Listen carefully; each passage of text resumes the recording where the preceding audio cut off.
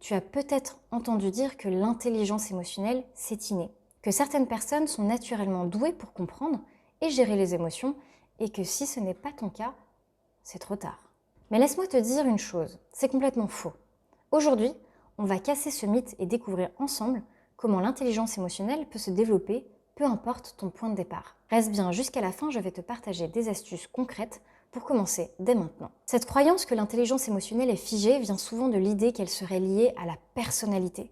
Certaines personnes semblent naturellement empathiques ou hypersensibles, et on en conclut que l'intelligence émotionnelle est un cadeau génétique. Mais c'est un raccourci. Dès 1990, Salovey et Mayer, les pionniers de l'étude de l'intelligence émotionnelle, ont montré que c'est bien plus qu'un trait de personnalité. L'IE inclut des compétences comme percevoir, comprendre et réguler les émotions. Et c'est une bonne nouvelle, ces compétences peuvent être apprises grâce à la neuroplasticité cérébrale. D'autres chercheurs, comme Daniel Goleman, expliquent que l'intelligence émotionnelle est fortement influencée par ton environnement, ton éducation et ta pratique. En d'autres termes, ce n'est pas inné, c'est un muscle que tu peux entraîner. Mayer et ses collègues ont même conçu des tests pour mesurer comment ces compétences évoluent avec le temps.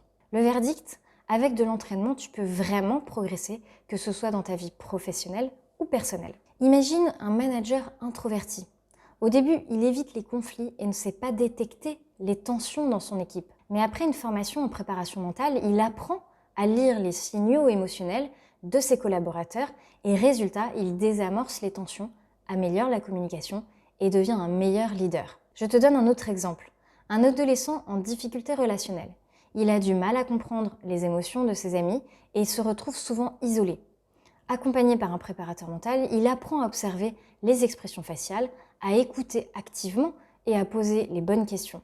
En quelques mois, il gagne en confiance et améliore ses relations interpersonnelles et ses relations sociales. En résumé, l'intelligence émotionnelle, ce n'est pas un don réservé à une poignée d'élus, c'est une compétence. Et comme toute compétence, tu peux la développer avec les bons outils et la bonne méthode.